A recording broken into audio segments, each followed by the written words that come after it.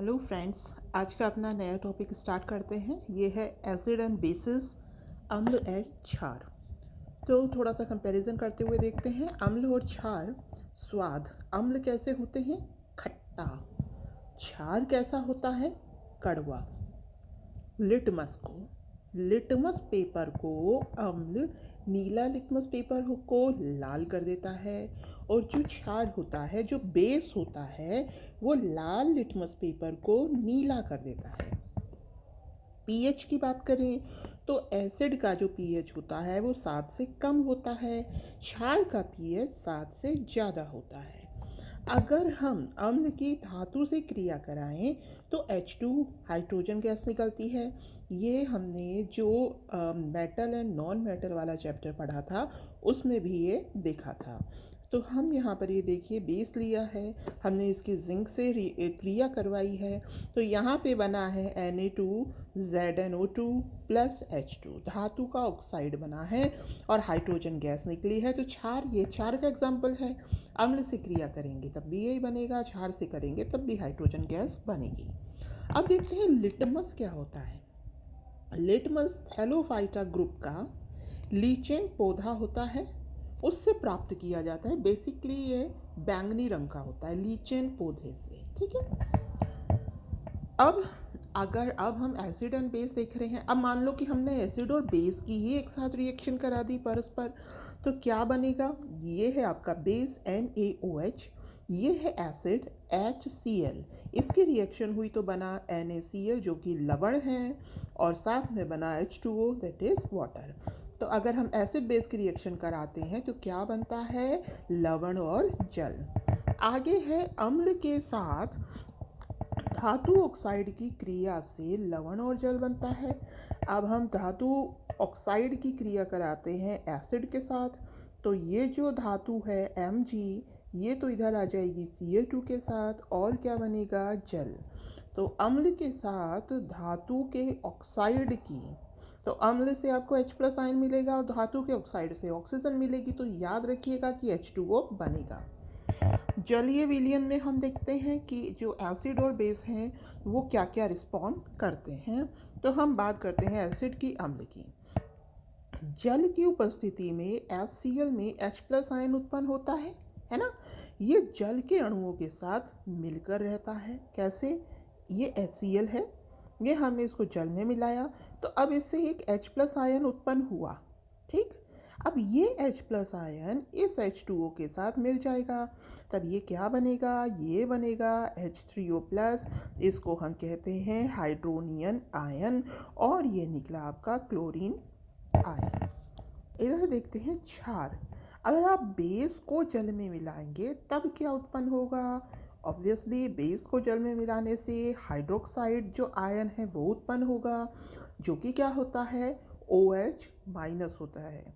जल में घुलनशील जो क्षारक होते हैं उन्हें हम क्षार कहते हैं। वो बेसिस जो जल में घुलनशील है उन्हें हम क्या कहते हैं? क्षार।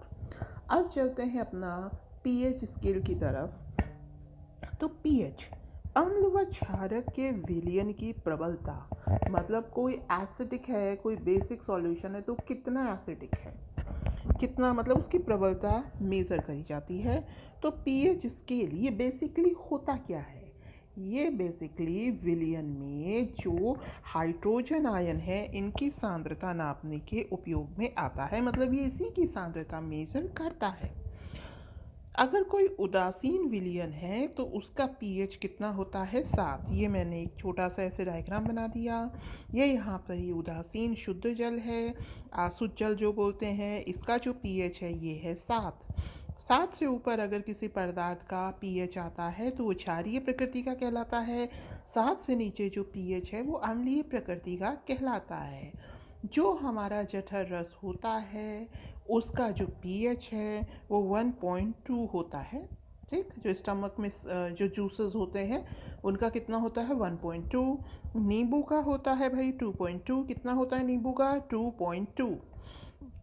फिर बाद में जब आपने सुना होगा कि अगर किसी की बहुत एसिडिटी हो रही है तो उसको मिल्क ऑफ मैग्नीशिया दिया जाता है, तो मिल्क ऑफ मैग्नीशिया का पीएच होता है 10। तो एसिडिटी हो गई, ये बेसिक है, इसका पीएच है 10, तो वो उसको कंट्रोल कर लेगा। रक्त का पीएच होता है 7.4 और ये जो है अपना NH मैक्सिमम स्केल जो जाती है 14, ये होता है अप्रॉक्स सोडियम हाइड्रोक्साइड का। आगे चलते हैं। दैनिक जीवन में हम ये क्वेश्चन आ सकता है स्मॉल क्वेश्चन में मेंस में कि दैनिक जीवन में पीएच के महत्व बताइए। आगे लवण में भी आ सकता है ऐसे कोई क्वेश्चन। तो देखिए, हमारे शरीर का जो पीएच है, हमने अभी देखा रक्त का है 7.4, हमारे शरीर का है भाई 7 से 7.8 पीएच। अम्लीय वर्षा किसे कहते हैं? जब वर्षा जल का जो पीएच है अगर उसका मान 5.6 से कम है तो वो वर्षा अम्लीय वर्षा कहलाती है। मुंह के पीएच का मान होता है नॉर्मल 5.5। अगर इससे कम हो गया, ठीक है ना, तो ये जो दंत क्षय होता है, मतलब जो इनेमल होता है उसका क्षय होना शुरू हो जाता है। अभी हमने जो गैस्ट्रिक जूसेस हैं उसका देखा ही था, जठर रस का पीएच कितना होता है 1.2, तो शरीर का 7 to 7.8। अम्लीय वर्षा जब वर्षा जल का पीएच 5.6 से कम हो और मुंह का पीएच की वैल्यू जब 5.5 से कम हो तो वो दंत क्षय की समस्या हो जाती है। जठर रस का हमने पीएच देख लिया। अब हम देखते हैं लवणों का। लवण कब बनते हैं? जब हम एसिड और बेस को मिलाते हैं तब हमारे लवण बनते हैं। तो अब देखिए, मान लीजिए हमने प्रबल अम्ल और प्रबल क्षार दोनों प्रबल हैं, तो कैंसिल कर दिया एक दूसरे को, तो कितना आएगा इसका पीएच 7, बीच में आया न्यूट्रल। अब प्रबल अम्ल मिलाया और दुर्बल क्षार मिलाया तो किसकी कौन डोमिनेंट होगा? ऑब्वियस ये प्रबल है। तो इसका मतलब इसका जो पीएच होगा वो क्या होगा बताइए? अम्ल है तो अम्ल का क्या होता है 7 से कम, तो ये अम्लीय विलयन होगा। अगर आपने प्रबल क्षारक ले लिया और दुर्बल अम्ल, तो अब डोमिनेंट कौन है? बेस है। तो इसका मतलब इसका पीएच क्या आना चाहिए 7 से ज़्यादा, तो लीजिए 7 से ज़्यादा। और ये कैसा हो गया नेचर में? क्षारकीय। अब अपन लवण की बात करते हैं। तो देखिए, एक क्वेश्चन ऐसे आ सकता है कि साधारण नमक से बनने वाले अन्य लवणों का नाम बताते हुए व्याख्या कीजिए, उसके उपयोग बताइए, ऐसे कुछ आ सकता है मेंस में भी क्वेश्चन। ठीक, तो मैं मेंस और प्री दोनों का ही साथ लेकर चल रही हूँ सिलेबस। तो देखिए, साधारण नमक की बात करते हैं। तो साधारण नमक होता है NaCl। ठीक, इसके उपयोग से कई अन्य उत्पाद भी तैयार किए जाते हैं, जैसे कि सोडियम हाइड्रोक्साइड। सोडियम हाइड्रोक्साइड कैसे बनेगा? अब हमने NaCl का जलीय विलयन बनाया, NaCl लिया और जल लिया, मिक्स कर दिया, तो अब ये आपका Cl2 निकलेगा, इससे हाइड्रोजन गैस निकलेगी और क्या बनेगा? NaOH। NaOH, Cl2 अलग निकल गया, हाइड्रोजन गैस अलग निकल गई, 2 ऑक्सीजन हमने यहाँ यूज़ कर लिए। ठीक, तो ये सोडियम हाइड्रोक्साइड। आगे विरंजक चूर्ण। विरंजक चूर्ण आप जानते हो कि किस में यूज़ किया जाता है विरंजक चूर्ण को? कपड़ों वाले में जो जो फैक्ट्रीज होती है उसमें इसका यूज़ किया जाता है। तो विरंजक चूर्ण ये बुझा हुआ चूना है, तो फॉर्मूला याद रखिएगा, बुझा हुआ चूने का फॉर्मूला होता है CaOH2। अब ये जो हमने ऊपर वाली जो प्रोसेस था जिसमें सोडियम हाइड्रोक्साइड बना था, इसमें क्लोरीन गैस बनी थी, है ना, तो हम ये पहले वाली इक्वेशन मान लीजिए अलग से आए कि विरंजक चूर्ण का निर्माण प्रोसेस क्या होगा NaCl के उपयोग से, तो हम पहले ये लिखेंगे। फिर वहाँ से जो क्लोरीन गैस निकली इसकी हमने बुझे हुए चूने से अभिक्रिया कराई, तो भाई ये देखिए वाटर निकलेगा, तो H2O, तो एक ऑक्सीजन बच गया यहाँ पर, तो ये हुआ CaOCl2। तो CaOCl2 को हम क्या कहते हैं? विरंजक चूर्ण कहते हैं। आगे चलिए, बेकिंग सोडा। बेकिंग सोडा आप जानते हैं खाने मतलब चीज़ को जल्दी पकाने में इसका यूज़ किया जाता है, दाल को और ये बीन्स वगैरह को। तो NaCl, NaCl के यूज़ से ही बताना है हमें, तो हम लेते हैं NaCl, H2O, CO2, NH3। इसमें NaCl में इन सब की अभिक्रिया कराते हैं, तो ये बनता है, देखिए NH4 और Cl इधर आ गया, बाद बाकी का जितना बचा उसको साथ ले लीजिए। तो NH4 तो एक हाइड्रोजन बच गया, तो NaH, एक ये CO बच गया, एक ऑक्सीजन ये रहा CO3, NaSCO3। ये है सोडियम हाइड्रोजन कार्बोनेट, यही है आपका बेकिंग सोडा।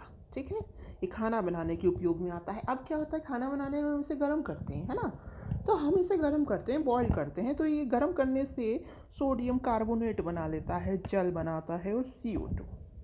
ठीक।